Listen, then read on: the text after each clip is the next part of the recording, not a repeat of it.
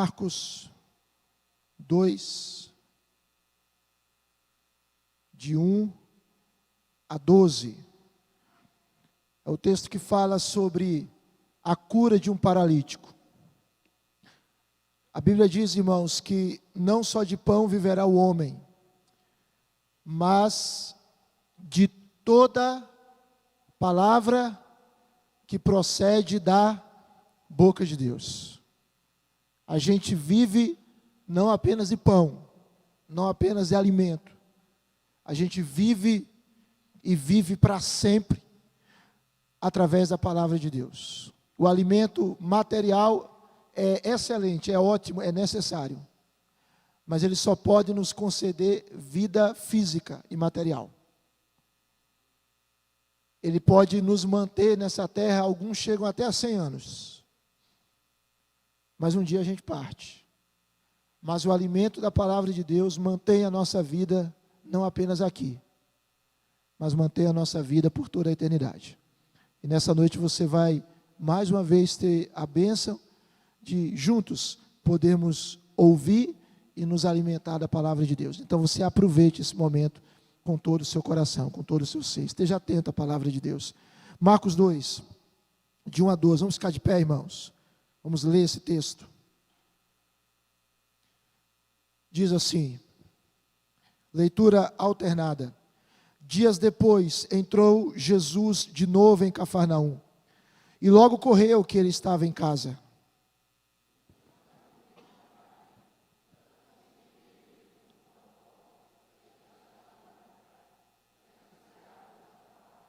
Alguns foram ter com ele, conduzindo um paralítico, levado por 4 homens.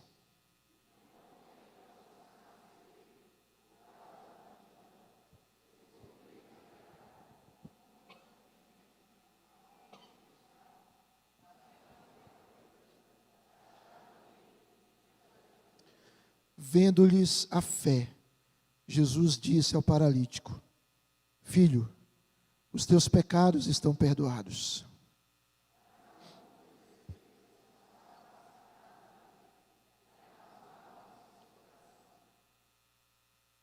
Por que fala ele deste modo? Isto é blasfêmia. Quem pode perdoar pecados, senão um, que é Deus?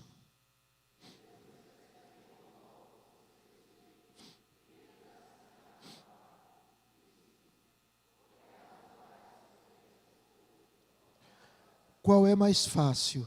Dizer ao paralítico: estão perdoados os teus pecados?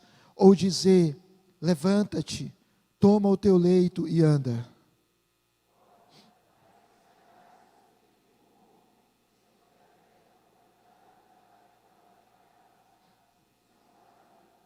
Eu te mando, levanta-te, toma o teu leito e vai para a tua casa.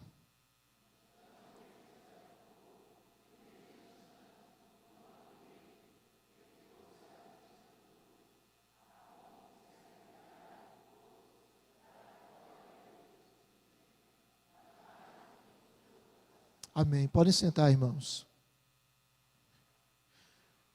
Jesus, ele tinha uma capacidade magnética, se nós pudéssemos dizer assim, muito grande. Ele atraía as pessoas como um imã. Onde ele estava, as multidões estavam, para ouvir os seus ensinos, para ver as suas curas, os seus milagres.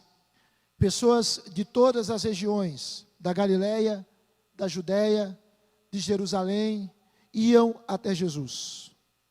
E o texto que nos mostra, o texto que nós lemos, nos mostra que Jesus estava em uma casa. Talvez a casa de Pedro, o texto não especifica. E diz o texto que pessoas souberam que ele estava em casa, e muitos afluíram para ali, muita gente. A casa estava lotada de gente, não havia mais espaço, nem mesmo perto da porta de entrada.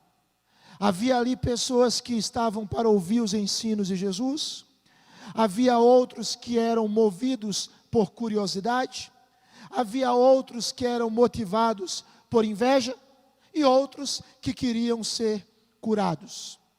Jesus, ele tinha acabado de chegar de uma ação evangelística nas cidades e vilas da Galileia, como diz Marcos 1, 38 a 39. E agora ele volta para Cafarnaum. Jesus, ele nasceu em Belém, ele foi educado em Nazaré, mas ele escolheu habitar em Cafarnaum desde que ele foi expulso pelos nazarenos. E aqui Jesus está ensinando as Escrituras em uma casa. Aquela casa estava repleta de pessoas, estava lotada de gente. E Jesus começou a ministrar o Evangelho. Na cidade de Cafarnaum havia um paralítico. E aquele paralítico, ele estava confinado à sua cama. E ele ouviu dizer que aquele Jesus de Nazaré, que estava morando em Cafarnaum, havia curado pessoas que estavam doentes. Mas aquele paralítico não podia ir até Jesus se não fosse conduzido.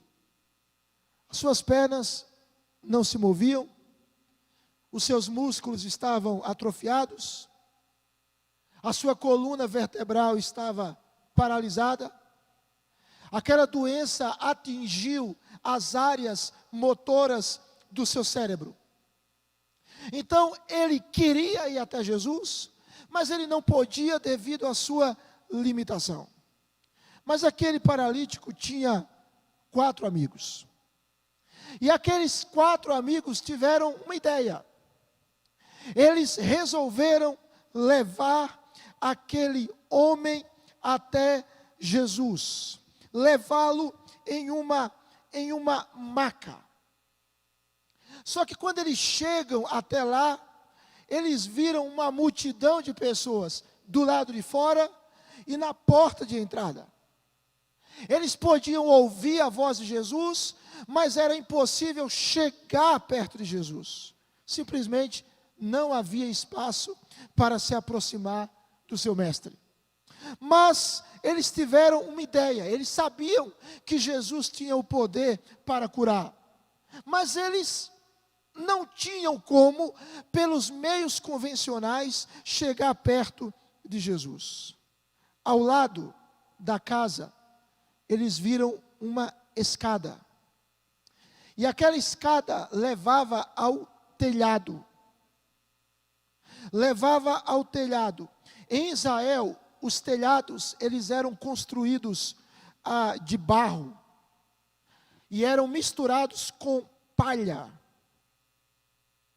E esse barro e essa palha era depositada sobre vigas que formavam o teto.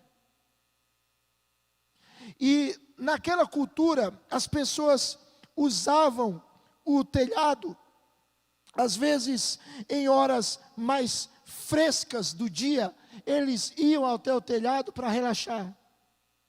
E em noites mais quentes, alguns até dormiam no telhado. Era esse o contexto. Então, o texto nos mostra que aqueles 4 amigos, eles sobem até o telhado com aquele paralítico. E eles identificam de onde vinha a voz de Jesus. E eles abrem um buraco no teto, correspondente aonde Jesus estava. Eles amarram cordas nas pontas da maca. E eles baixam cuidadosamente o paralítico na frente de Jesus. Imagine aquela situação. Jesus está lá ensinando diante de uma grande multidão. De repente se ouve um barulho de algo quebrando no teto. Barro sendo despedaçado. E logo depois um paralítico sendo descido do teto, para o chão, em cima de uma maca. Uma situação que pode ter paralisado o ensino de Jesus naquele momento.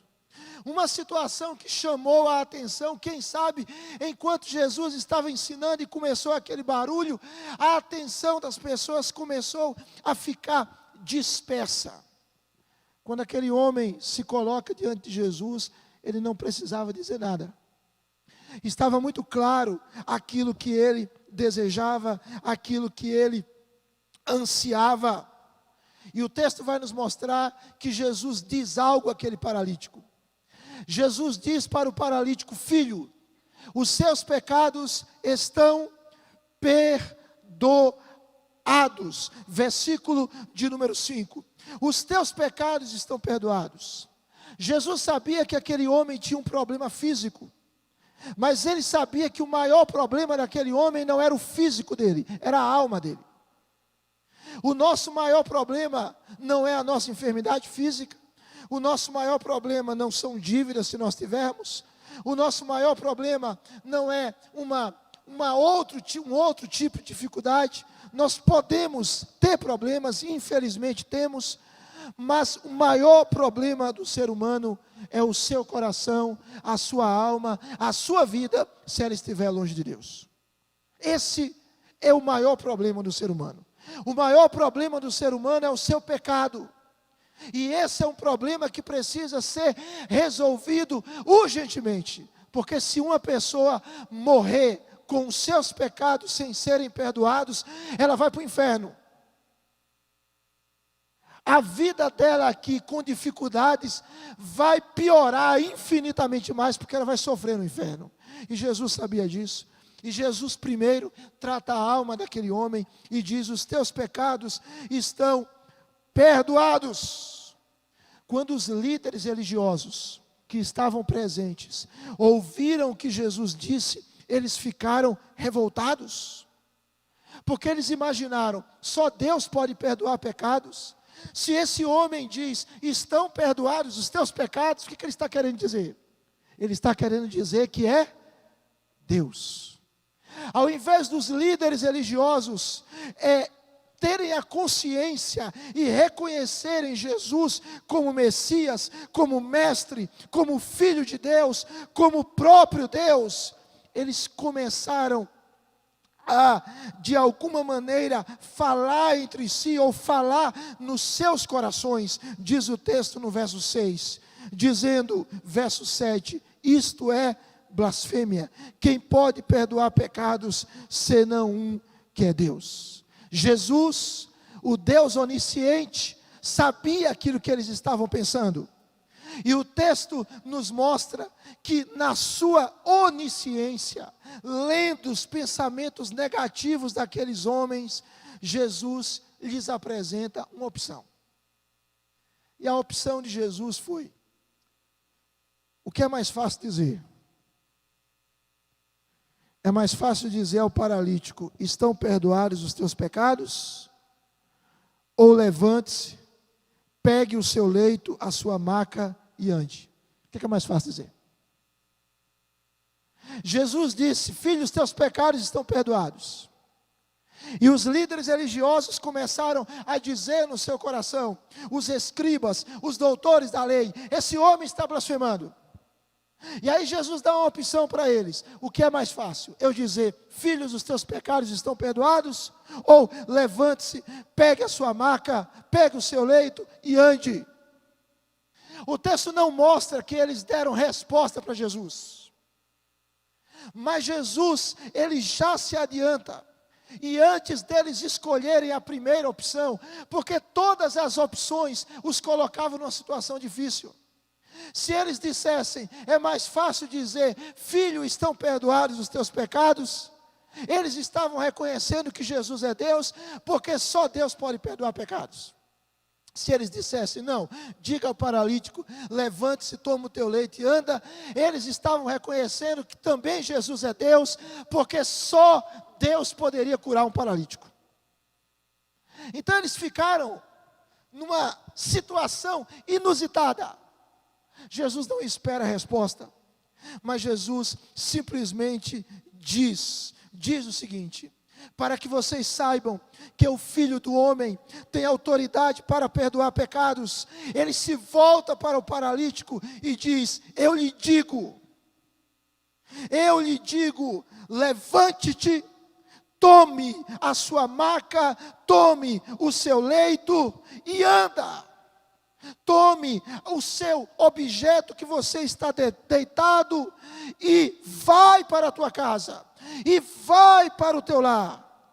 O texto diz, irmãos, louvado seja Deus, que quando Jesus dá aquela palavra de ordem, aquela palavra poderosa, aquela palavra de autoridade, naquele mesmo momento, naquela mesma hora, o milagre aconteceu. O homem obedece à voz de Jesus.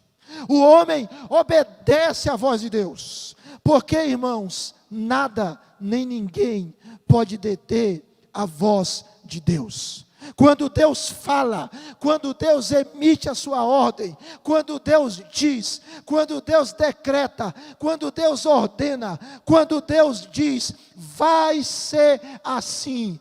Crentes, descrentes, animais, anjos, Satanás, os demônios, qualquer obra criada obedece à voz poderosa de Deus. Aquela mesma voz que lá na criação disse: haja luz e houve luz. O mesmo Jesus que junto com o Pai e junto com o Espírito Santo falou e trouxe pelo poder da sua palavra o mundo à existência, é o mesmo Jesus que aqui, ele olha para um homem limitado, um homem que não podia andar, um homem que dependia totalmente das pessoas, e pela sua palavra, Jesus ordena. E quando Jesus ordena, a doença tem que ir embora. E quando Jesus ordena, o problema se desfaz. E quando Jesus ordena, o homem que não podia andar, ele simplesmente se levanta, toma o leito, retira-se à vista de todos e vai para a sua casa, porque nada pode deter a voz de Deus. É isso, nada pode deter a voz de Deus. É a voz de Deus que muda vidas, é a palavra de Deus que transforma corações, é a palavra de Deus que muda as pessoas, é a palavra de Deus que traz milagres para as pessoas. Eu queria que nós entendêssemos isso. A gente tem falado, está encerrando essa série de mensagens sobre encontros com Jesus que transformam histórias, e a gente tem falado sobre isso. E a gente quer que você e que nós entendamos que é um encontro com Cristo que muda vidas, que é a experiência com Jesus que transforma histórias. Mas eu queria destacar um aspecto aqui, irmãos. Aquele homem, ele foi curado. A palavra de Jesus entrou na mente dele, no coração dele, no corpo dele. As pernas dele se firmaram, os músculos foram fortalecidos, a coluna dele foi endireitada, e ele começou a andar. Aquele homem teve os seus pecados perdoados, mas para que aquilo acontecesse, ele teve amigos que o levaram a Cristo. Ele teve pessoas que o conduziram a Cristo. Ele não foi sozinho. Ele não tinha como ir sozinho. Ele precisou que gente o conduzisse. E eu queria ver com você esse aspecto. Essa mensagem, esse texto tem vários aspectos, mas eu queria que você pensasse nesse aspecto. As pessoas precisam se encontrar com Jesus. As pessoas precisam conhecer Jesus. Presta atenção, meus irmãos. O Brasil precisa conhecer Jesus. O Brasil não pode ser conhecido como país idólatra. Então, até estava falando isso lá na reunião do conselho ontem. Como o país espírita. O país do maior carnaval do mundo.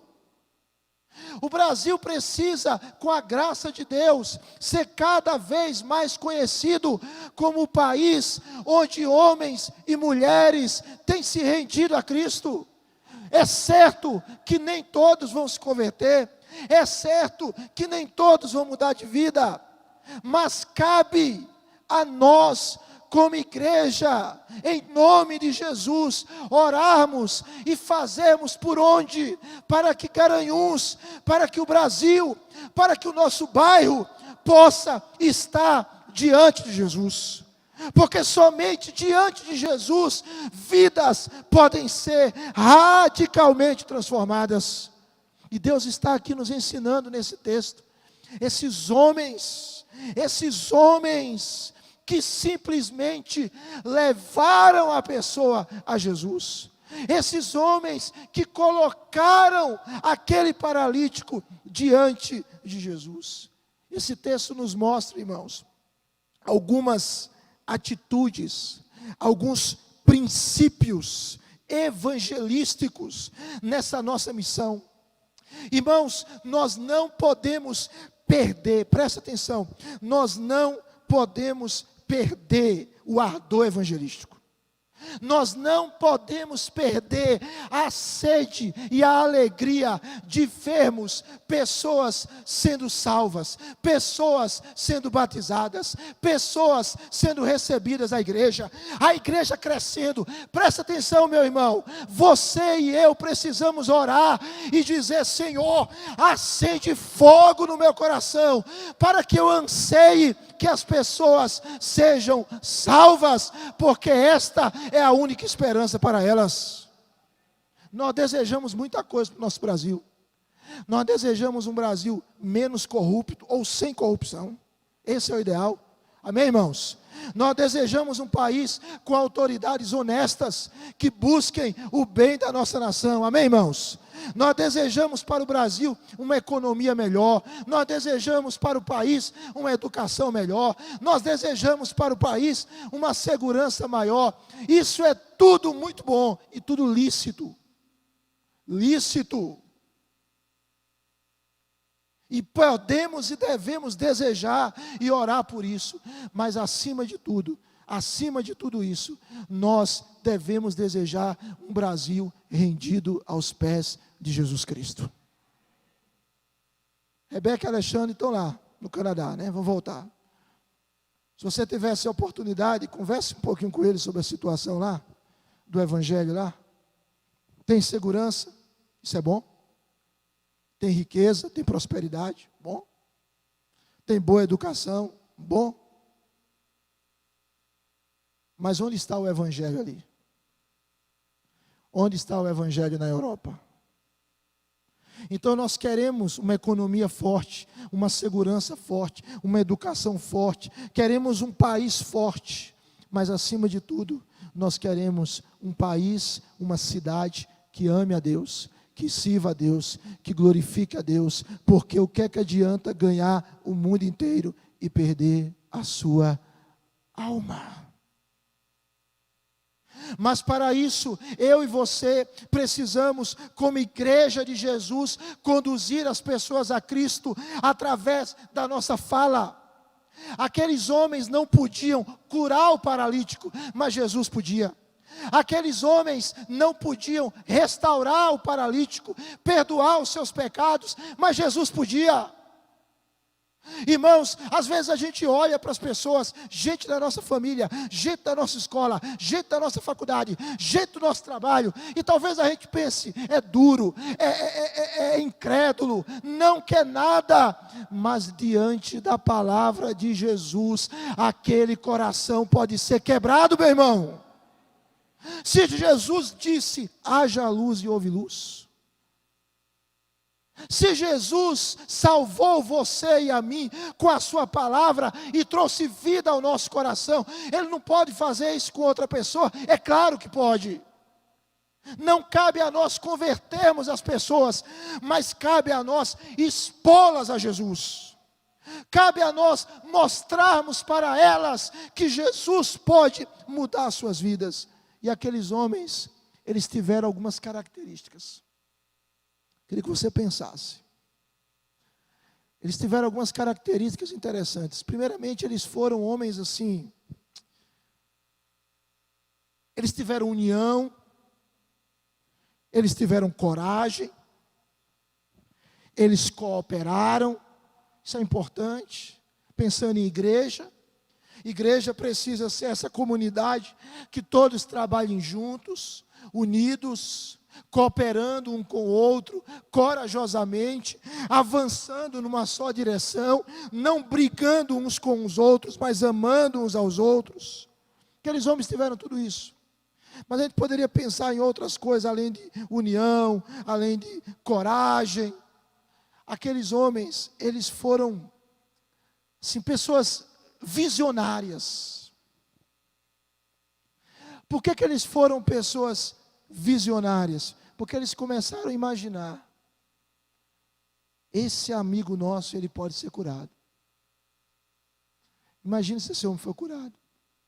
Jesus está aqui na cidade dele, já curou tanta gente. E se Jesus quiser curar esse homem? E se Jesus quiser restaurar esse homem? George Barna, um especialista em igreja americano, ele dizia que visão é uma imagem de um futuro preferível e que glorifica a Deus. Visão é você imaginar um futuro bom, um futuro que traz honra a Deus. E aqueles homens, eles foram visionários. Eles não deixaram o desespero tomar conta dos seus corações, mas eles imaginaram: se esse paralítico for colocado diante de Jesus, ele vai ser curado e ele vai ser liberto do mal dele. A visão daqueles homens os levaram a agir.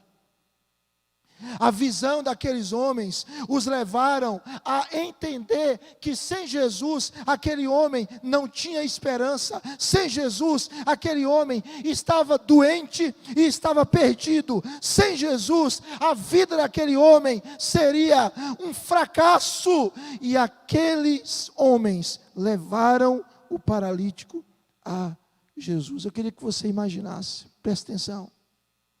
Imagine perdidos sendo salvos.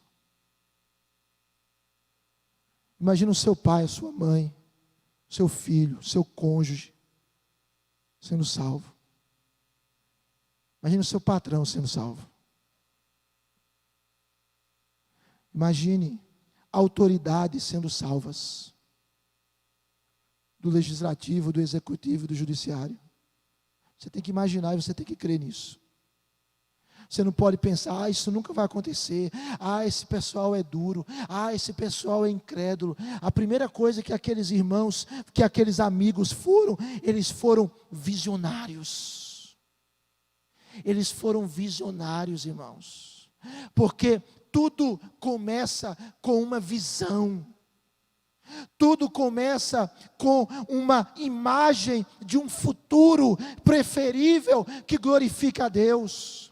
Tudo começa com isso. E aqueles homens tiveram essa primeira característica. Mas uma segunda característica deles que me chama a atenção é que eles foram também homens determinados. Eles foram homens que decidiram fazer algo e estavam dispostos a fazer isso. Por que eles foram determinados? O texto vai nos mostrar que quando eles chegam na casa, lá onde Jesus estava, a multidão não abriu para eles. Jesus não saiu de casa e disse: sejam bem-vindos, estava esperando por vocês. Simplesmente eles não tinham como entrar na casa. E aqueles homens tinham N obstáculos. Primeiro, levar um homem, nós não sabemos a distância, em uma maca, não é fácil, né? Eles não levaram aquele homem num carro. Eles levaram aquele homem em uma maca. 4 homens. Isso era difícil, mas eles fizeram. A multidão não abriu espaço para eles, mas eles não desistiram. Não havia lugar para entrar na casa, mesmo junto à porta, mas eles não desistiram. Sabe qual é o problema que acontece com alguns de nós, irmãos? É que a gente vai anunciar o evangelho de Jesus às pessoas, e tem pessoas que dizem, não me fale sobre isso não, e a gente desiste. Não é verdade? A pessoa diz, eu vou conversar com você sobre essa situação em outro momento, e a gente desiste. Ou a pessoa diz, eu quero ouvir nada de crente. Ou a pessoa zomba de nós, ou a pessoa escarnece de nós, e a gente desiste. Imagine se aquele homem desistisse. E nós presbiterianos, nós somos presbiterianos, nós acreditamos na doutrina da soberania de Deus, porque ela é bíblica, mas às vezes alguns usam erradamente a doutrina da soberania de Deus, para justificar a sua falta de determinação. Olha a situação e diz, Deus é soberano. Se fosse da vontade de Deus, não teria ninguém na casa. Ou a multidão iria deixar a gente entrar. Não é fácil justificar assim? Ou usar erradamente a doutrina da eleição e dizer, se ele for eleito, ele vai vir, não importa se a gente anunciar ou não. Não é assim, irmãos. Aqueles homens não desistiram. Presta atenção, meu amado, minha amada, você que está aqui, que não tem a Cristo, você precisa de Cristo, você precisa de Cristo, você necessita de Cristo para ser salvo, e você que já é cristão, tenha determinação. Irmãos, nós temos várias áreas na igreja que incentivam a evangelização, vários ministérios, ministério de jovens, ministério de adolescentes, ministério dos homens, ministério das mulheres, capelania hospitalar, ministério sorrindo para Jesus, o próprio ministério de evangelização, o próprio ministério de missões. E se a gente não tiver determinação para se envolver na obra de Deus, a gente arruma desculpas. Não é, irmãos? Eu estou muito ocupado, eu tenho muita coisa para fazer, eu estou terminando o curso tal. É interessante como as pessoas transformam a bênção de Deus em obstáculo para servir a Deus. Deus abençoa o sujeito e depois ele usa a bênção de Deus para dizer que não tem tempo. E se Deus tirar o trabalho dele, tirar o estudo dele, ele vai ter tempo? Então ele começa a dizer, eu não tenho tempo, eu tenho que fazer esse curso, eu tenho que fazer aquele outro curso, eu tenho que fazer esse estudo, eu tenho que trabalhar, eu não tenho tempo, eu estou cansado, a minha semana é complicada. Meu irmão, vença os obstáculos, se envolva na obra de Deus, fale do amor de Cristo para as pessoas, para os conhecidos, para os desconhecidos, individualmente, coletivamente, através da igreja. Tenha determinação. Aqueles homens foram determinados. Amém, irmãos? Eu preciso ter determinação para falar de Jesus. Eu preciso ter determinação para falar de Jesus. E naquela determinação daqueles homens, eles tiveram algo chamado criatividade. Se você olhar o texto, eles foram muito criativos, não foram? Fala sério. Está lá a casa tomada. O que é que eles fizeram? Eles sobem com o paralítico para o telhado da casa. Que ideia mais inusitada. Só que não tinha um jardim de inverno na casa. Ou não tinha uma abertura. Eles destelham a casa. Quebram o telhado. Depois precisavam pagar, ao dono da casa o prejuízo. Provavelmente deixaram lá um montão de barro, de viga, tudo direitinho, arrumadinho. E eles descem o paralítico onde Jesus estava. que é isso, irmãos? Às vezes a gente vai falar do amor de Jesus e o nosso caminho para falar do amor de Jesus é bloqueado. Às vezes o trajeto que a gente está tentando usar não dá certo. Não desista. O texto está ensinando que nós devemos ter perseverança, persistência no falar de Jesus para as pessoas. Nós precisamos ser criativos. Meu amado irmão, minha amada irmã, nada pode deter você e eu no ato de levar as pessoas a Cristo, nem as críticas. Você é criticado por amor a Cristo? Dê glória a Deus. Jesus foi criticado. Você está se identificando com Jesus. Você sofre por causa da justiça? Dê glória a Deus. Felizes os que sofrem por causa da justiça, porque deles é o reino dos céus. Aqueles homens foram criativos. Irmãos, o nosso mundo muda, mas o coração das pessoas não muda, continua carente de Deus. A tecnologia muda, os métodos mudam, e a gente pode usar novos métodos, a gente pode usar novas estratégias, todas coerentes com a palavra de Deus. Os métodos mudam, os princípios não mudam, mas nós podemos e devemos usar novas formas. Antigamente as pessoas evangelizavam na praça da cidade às 3 horas da tarde no domingo. Hoje, quem está na praça da cidade 3 horas da tarde no domingo? Mas você hoje pode usar tantas formas. Tanta gente que usa rede social para coisa ruim. Tanta gente que usa rede social para falar besteira, para falar mal do outro, para dar indireta, para fazer coisas pecaminosas. Você gosta de rede social? Use rede social para falar do amor de Jesus. Use rede social para glorificar Jesus. Use rede social para levar a palavra que cura o coração das pessoas. Criatividade, irmãos. Criatividade, tantas formas. O indivíduo está em determinado ambiente com a pessoa, leva um copo com água, chega para a pessoa e diz assim: você quer água? Outro diz não, ou diz sim, e a partir dali pode começar uma conversa. Olha, isso aqui é água, você vai beber essa água? Quantas pessoas que fazem isso? Se você beber essa água, você vai voltar a ter sede. Mas há alguém que lhe dá uma água que vai matar a sua sede para sempre. Não foi isso que Jesus fez com a mulher samaritana? A gente poderia pensar em tantos meios. Aqueles homens tiveram criatividade. Nós precisamos individualmente e como igreja termos a coragem de inovar, temos a coragem de anunciar o evangelho de Deus, temos a coragem de buscar novos métodos, sempre fiéis às escrituras, mas nós precisamos fazer.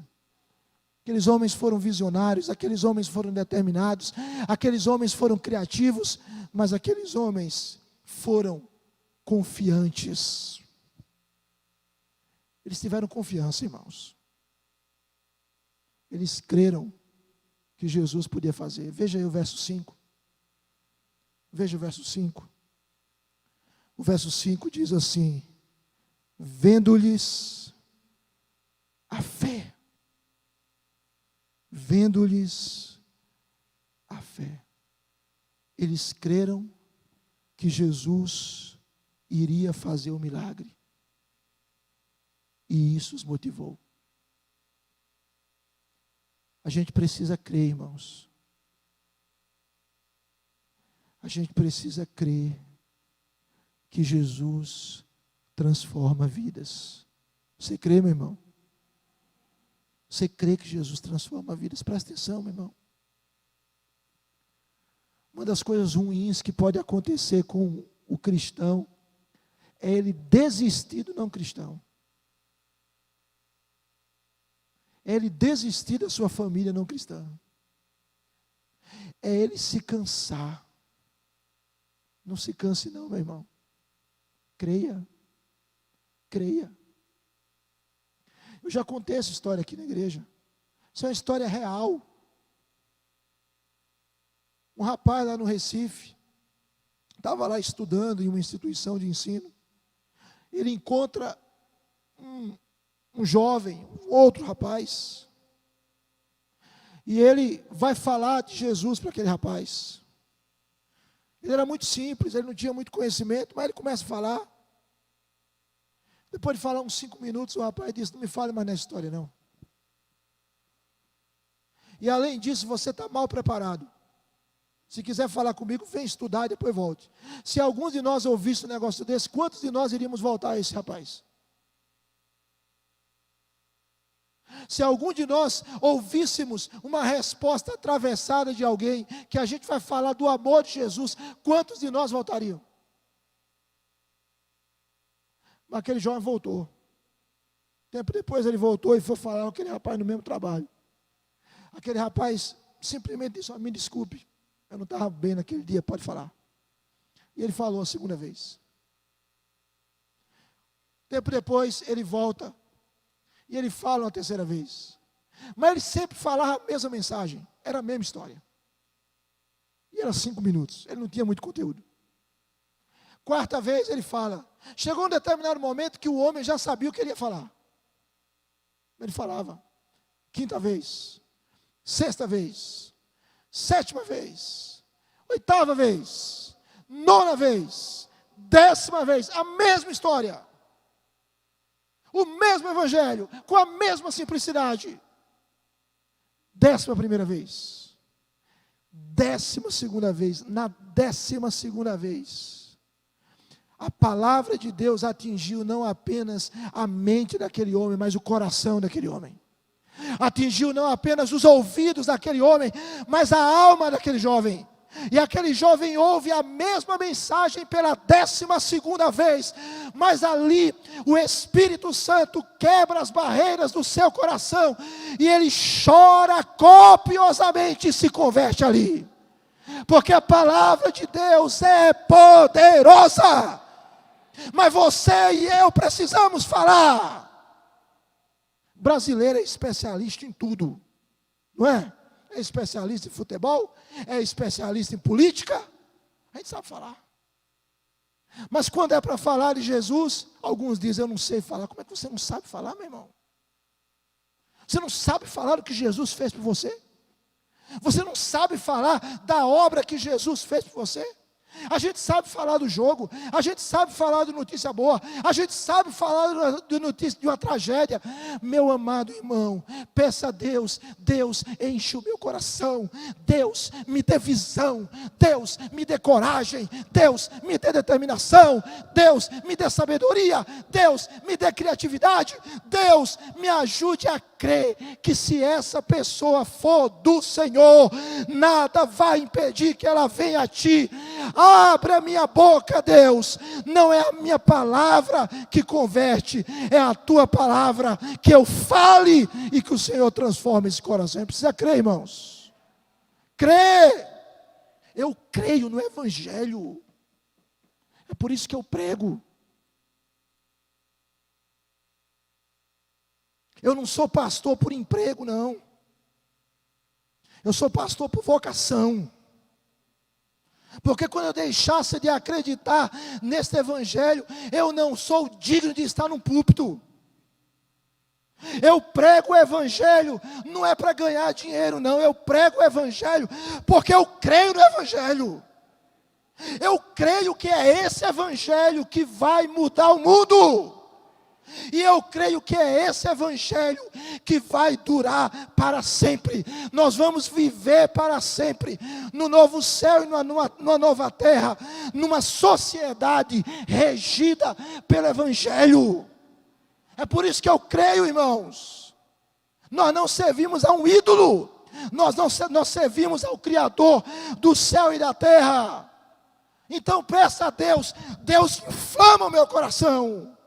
Se ajoelhe diante de Deus e diga: Deus, inflama o meu coração, me dê paixão, me dê amor pelos perdidos. Aqueles homens tiveram fé, mas uma fé ativa, não a fé contemplativa nem inativa.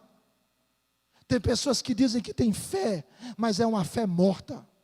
tão morta quanto a fé dos demônios, tão inútil quanto a fé dos demônios. É uma fé estéril, é uma fé que não serve para nada, porque não é a verdadeira fé. A fé daqueles homens os levaram a levar aquele paralítico. Nós precisamos ter fé que Jesus vai salvar as pessoas. Nós precisamos ter fé que Jesus vai curar as pessoas. Nós precisamos ter fé que Jesus vai libertar as pessoas. Nós precisamos ter fé que a igreja de Cristo vai crescer. Nós precisamos ter fé, irmãos. Nós vivemos numa cidade que foi conhecida muito tempo como a Antioquia Pernambucana. Nós vivemos numa cidade de homens e mulheres que trouxeram um legado para nós. Nós vivemos numa região de histórias de pessoas crentes que construíam o templo, uma parte do templo durante o dia, e à noite vinha gente e derrubava. É isso. Nós vivemos numa cidade, vá ler a Bíblia e o Bisturi, pastor Edgécio Martins. Vá ler a história do médico George Butler. Vá ler a história de Neve Lela, que se colocou na frente do Dr. Butler e foi morto. Morto por causa do Evangelho. Comece a ler a história, irmãos. Leia a história da igreja primitiva, leia a história dos mártires, leia o quanto custou você e eu estarmos aqui. Leia o preço que custou você e eu estarmos aqui. Houve muito sangue derramado, houve muito choro, houve muita lágrima. E a gente não pode viver o Evangelho como modinha. A gente precisa viver o Evangelho como ele é. O poder de Deus para a salvação. E honrar aquele que nos salvou. Aquele homem estava curado, porque ele e seus 4 amigos tinham depositado a sua confiança em Jesus. E Jesus cura aquele homem. E aquele homem que estava preso a uma cama, ele fica liberto. E aquele homem que foi carregado numa maca, ele voltou carregando o seu leito. Aquele homem que foi buscar uma bênção, a cura, ele trouxe 2. A cura e a salvação. A cura para o físico e a cura para a alma, aleluia. Ele foi restaurado, ele foi curado. Mas porque houve homens que o exporam a Jesus. Queria terminar contando uma história. Acho que já contei essa história aqui, mas é uma história que me emociona. É uma história que emociona, irmãos. Se você olhar o texto diz que aquele homem, ele é curado. Há uma grande admiração entre as pessoas, verso 12, e Deus é exaltado, verso 12. Essa história que eu vou contar é do pastor Rick Warren. O pastor Rick Warren, ele conta sobre o seu pai. O seu pai foi pastor por mais de 50 anos. E ele serviu principalmente em igrejas pequenas da zona rural. Ele era um pregador simples, mas ele era um homem que tinha uma missão.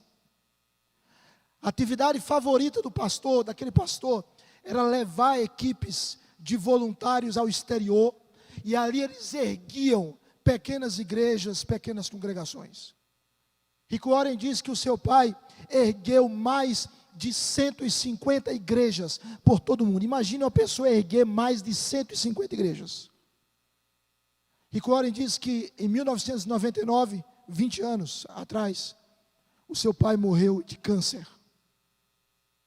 Na última semana da sua vida, a doença o mantinha acordado em um estado de semiconsciência, quase 24 horas por dia. Quem aqui já teve parente que morreu de câncer, sabe um pouco como é esse processo. Meu pai morreu de câncer, pai de outros irmãos. Então, quem viveu a situação sabe como é uma situação dramática. Perder um ente querido, e perder um ente querido de uma doença tão letal, tão devastadora, tão cruel, tão dolorosa. Então, o pai do Rick Warren, ele estava naquele estado de semiconsciência. E quando ele sonhava, ele começava a falar alto sobre o que estava sonhando. E Rick Warren estava sentado ao lado da cama do seu pai, e ele aprendia muito do seu pai, apenas escutando os sonhos, porque o pai sonhava e falava. E ele, doente, quase a morrer, próximo a morrer, ele revivia os seus projetos de construção, um após outro. Certo dia, próximo ao fim, enquanto a esposa do Rick Warren, a sua sobrinha e ele estavam ao lado do pai, o pai ficou subitamente agitado e tentou se levantar da cama, mas ele estava fraco. E a esposa do pastor Rick Warren insistiu para que ele voltasse a se deitar. Mas ele insistia em sair da cama. E a sua nora, a esposa do pastor Warren, perguntou: Jimmy, o que você está querendo fazer? E aquele homem à beira da morte, sem nenhum vigor, doente, ele disse: eu tenho de salvar mais um para Jesus. Eu tenho de salvar mais um para Jesus. E ele repetiu essa frase sem parar. E ele repetiu essa frase mais de 100 vezes. Eu tenho de salvar mais um para Jesus. Rick Warren começou a chorar, se sentou próximo ao seu pai e, chorando, ele agradeceu a Deus pela fé do seu pai. E naquele momento o pai estendeu o braço, como se estivesse comissionando seu filho, e disse: salve mais um para Jesus. Salve mais um para Jesus. E o Rick Warren disse: eu pretendo que este seja o lema do resto da minha vida. Salvar mais um para Jesus. De maneira que no dia que eu e você, meu irmão, estivermos diante de Deus, na nossa vocação, no nosso chamado, eu e você somos chamados para levarmos pessoas a Cristo. Quando estivermos diante de Deus, possamos dizer: missão cumprida, vivi a minha vida aqui, e busquei cada dia, na minha simplicidade, nas minhas limitações, levar mais um, como aqueles 4 amigos, levar mais um para Jesus. Que esse seja o nosso alvo, que esse seja o nosso lema, que essa seja a nossa determinação. Quantos podem dizer amém?